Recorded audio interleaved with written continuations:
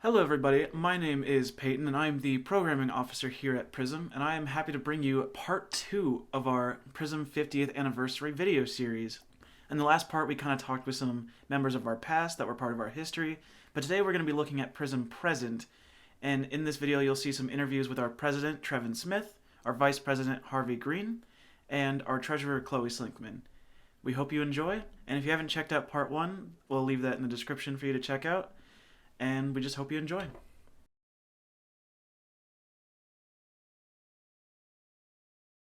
To be honest, this was before I was president. I think, like pro program something.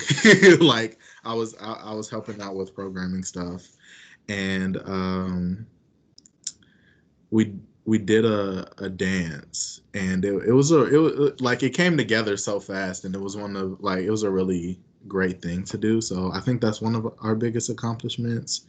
We also did this event around tattoos and piercings and queer bodies, and I thought that was a really great event because that's something that I didn't know had a connection. So I learned a lot, and then the people who came out also learned a lot. So those are some of the few accomplishments that I think of. I think we as a group have made a lot of strides toward being more intentional about including queer and trans people of color. We're still totally not all the way there yet, and there's still a lot of work that needs to be done and a lot of work that I want to do. But I think we've done some really important work, and this sort of thing that I had is maybe a bit more vague, but I also think that we've done a good job of. Let me backtrack a little bit. Sort of the nature of Prism's membership is that it's a bit transient. You have people who show up for one meeting, maybe a couple of meetings, and then you never see them again. And that can be discouraging, but you know what? That means that we've created a space that is comfortable for people to just drop in knowing absolutely nothing about the organization ahead of time. So I think in a more general sense, one of the major accomplishments we've had is I think we've done a good job fostering an environment that is comfortable and welcoming for the queer folks here at NIU. In our well, first year, second year, we put on a prom.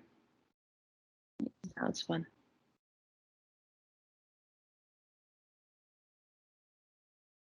Honestly, being the president of Prism as like a QT pop person, that's not something that normally happens. And I know Prism has been like historically white and things like that. So being the president of an org that usually is like a bunch of white people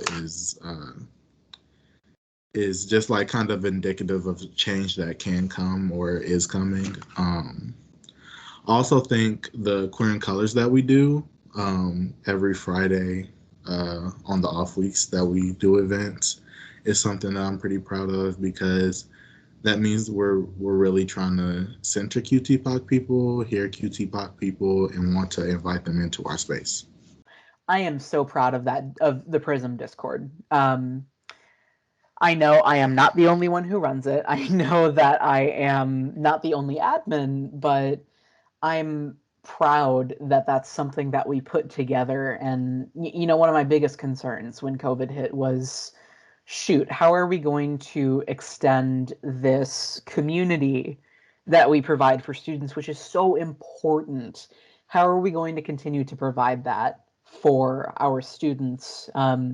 And the Discord worked so incredibly well, and like we have people making friends.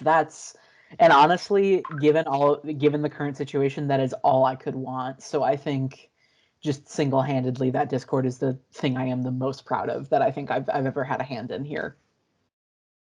I mean, I'm proud of everything, but I think that the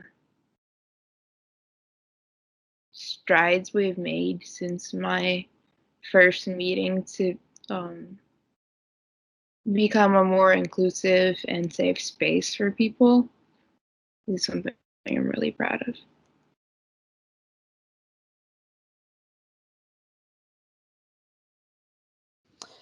In terms of the campus climate, I think it's really mixed. On a base level, especially when we compare it to historical campus climates, it's so much better than it used to be.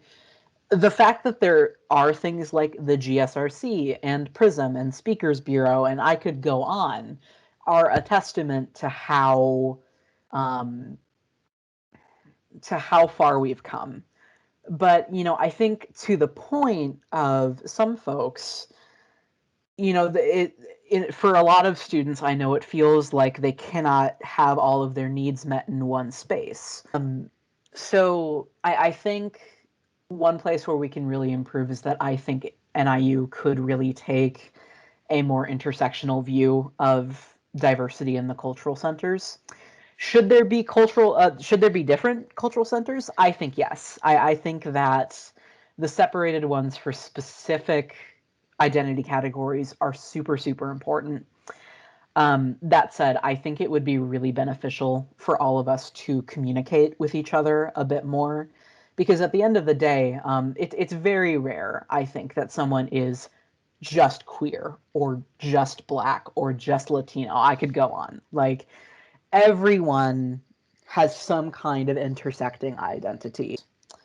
The other point of contention I have is that I think there is still a lot of work to be done for trans students. Things are getting better, but like realistically, there's no reason the bathrooms in Neptune need to be gendered. It doesn't matter actually. The showers are separated. You can't see anybody change. There are stalls. There's no urinals. So there are a lot of things in at NIU that are inaccessible and unnecessarily gendered, which are all kind of issues for trans people. So I think we're making some important strides, and I think we're getting there. But I think that there can be some major improvements made with intersectionality and also trans folks. I think that the climate is pretty welcoming for Prism. We kind of live in this safe little bubble, as in when we like interact with people and stuff, it's mainly with like people that we know are gonna be like accepting and willing to work with us and just really inclusive and welcoming people. But outside of Prism, there are times where we run into problems, but overall this is a pretty good campus. I hear things that aren't necessarily my experience, but my experience overall has been pretty good. I think I just run in a lot of circles that happen to be very inclusive and very accepting of queer folk. So I've never felt discriminated against in that way. As far as like being Black though, it's just like being at a PWI, you can kind of see that certain dynamic that happens in classes when you're like one of few Black people in a class, and that's not necessarily the campus's fault, but it affects learning in ways that people might not realize.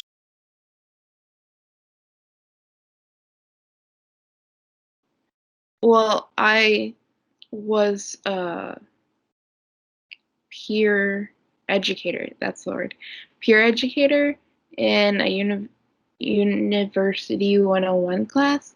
So I'd like to think that I impacted those kids that I taught.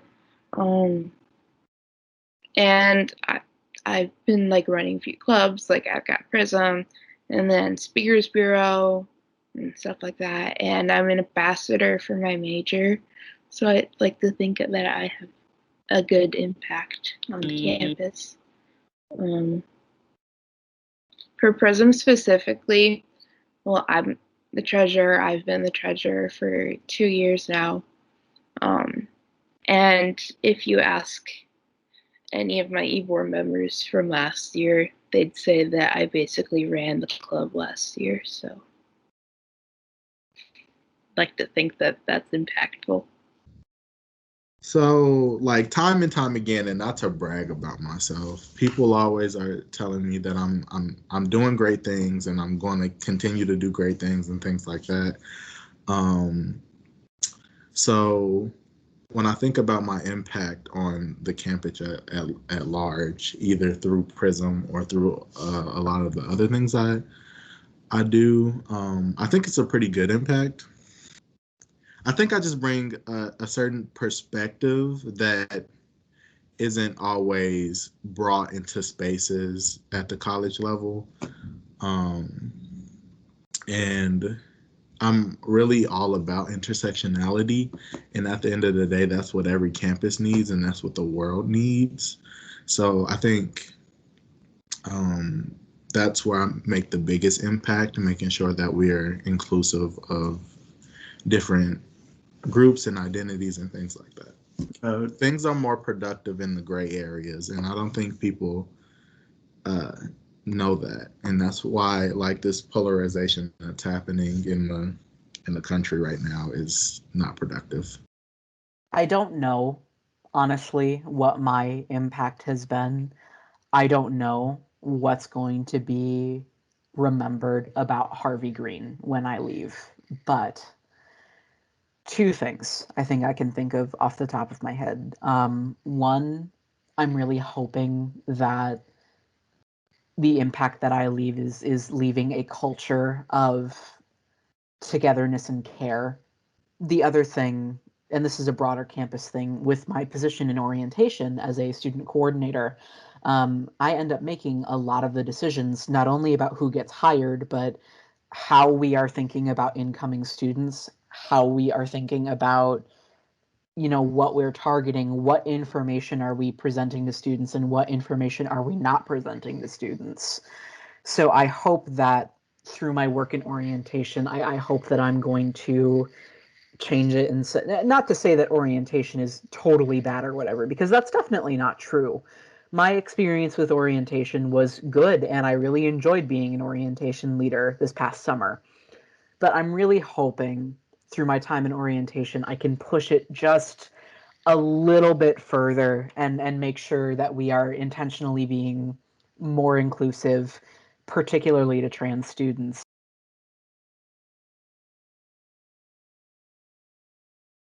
I think the thing that Prism's past teaches me and what it means to me is that we've never gotten anywhere by being just complacent and peaceful.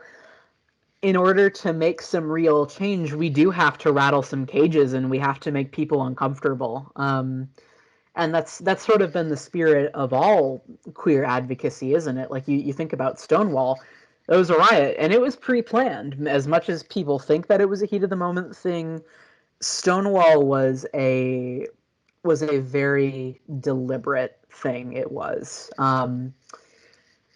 So yeah, I mean, I think it was really valuable for me to see how that sort of culture played out in Prism, perhaps in a less explosive way, but still. So I think what Prism's history means to me is it inspires me to be bolder about what I believe in and encourages me to rattle some cages.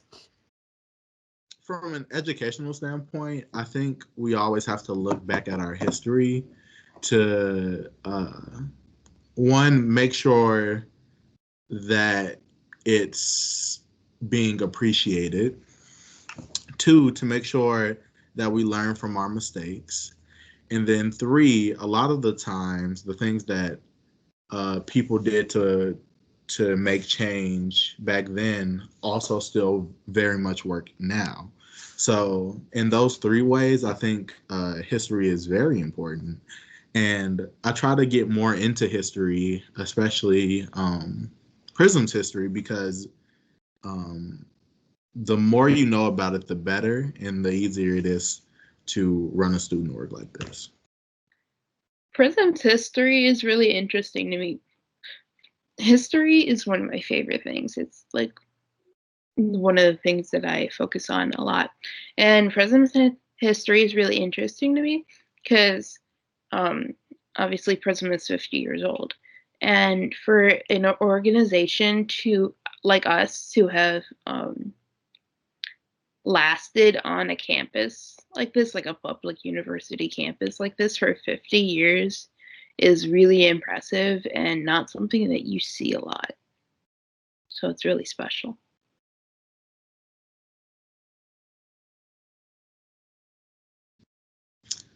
I think a lot about the future already as a person. So when I think about Prism's future, I think I'm going to go right back to QT POC people being that is the future, because white queer folk have had their time. They've done their part, and now it's time for someone else to take the reins and push us forward. Prism's future is so very important because as my e-board moves on from Northern Illinois University, we're going to leave it in the hands of very, very good people. I believe in y'all. I believe in everybody because it's not only impacting them, it's impacting the people after them. So we have to leave a good legacy. You know, I think what Prism's future means for me is keeping that spirit of resiliency and kind of that feistiness, that willingness to fight not only for ourselves but for the people we care about. I hope that through the example that each e-board sets, we continue to foster that sort of environment. And kind of touching on what I said earlier, it matters to me that the emphasis that I place on caring about people and building community continues. So I think really I think what Prism's future means to me more concisely is carrying on the legacy of the things that are important to us and also modifying them as time goes on, because that is necessary often.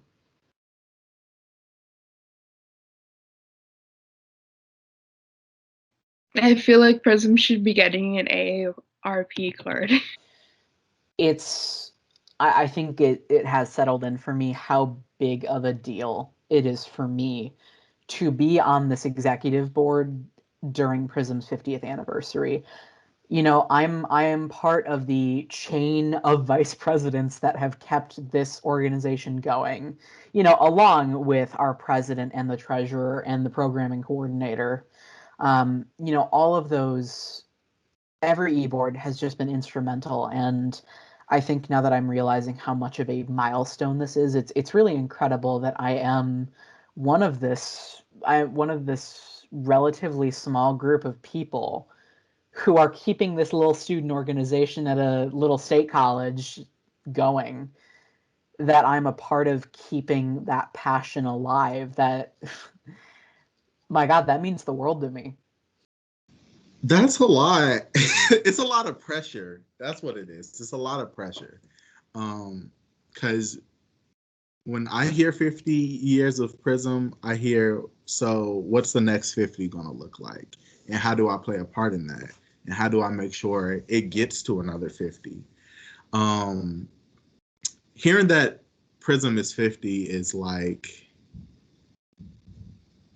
it's exciting in a way that like I can't really describe, because that means that that's 50 years of students just really like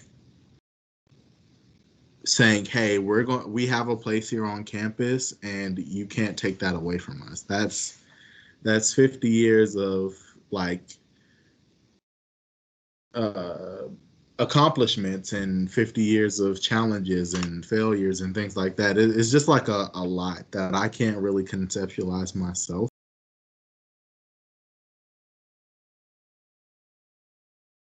the work is hard, but it can be done and will continue to get done. And the accomplishments from that outweighs how much work you have to put in the first place. It's in that change is always possible and it's always necessary and it's always going to happen. Like, I think that's what anyone should really learn from the past is like things change and it's a good thing most of the time. And that in different ways, like oppression will like kind of fade into the past in a really neat way. I think it always ends up presenting itself in a different way, but it always passes in a way. And we're always going to find a way to get ahead of oppression and keep working against it until like hopefully one day it's less of a part of the world. So I think what Prism can learn is that it has happened and it will happen again. Like success has happened and we can have success again. Prism could learn more about how to cater to what the students want. I feel like we could take things that we've done in the past and reinvent them for what our students want now and shape them to fit our environment more. Do your research. I spent too long in Prism thinking about it in a historic way and not recognizing the ways we have systematically kept people out. And whether or not that was intentional doesn't really matter. Do your research, recognize that Prism's history is complicated. It's really complicated. Yes, we do good work. Also, there are some ways in which our systems have been inherently racist. And that's important to think about. And I think the other thing is something that has been important for me in being a member of this e-board.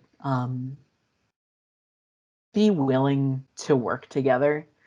And generally that is something that I'm willing to do. But it can be tricky sometimes, especially when you are stubborn like me. I think it's important to be open to compromise and also to assume the best in people. I know that that's a really hard thing to do, and it can be so easy to be cynical, especially given the everything going on in the world right now. But I think it's good, at least in the people that you know you can trust, like your e-board, to give them the benefit of the doubt, to hear them out in full, because it matters that you gather other perspectives and understand perspectives that are different from your own. So I think that's, I think those are the things that I wish I would have known and thought about when I first entered into my position as a vice president. And I hope that this is what future vice presidents understand.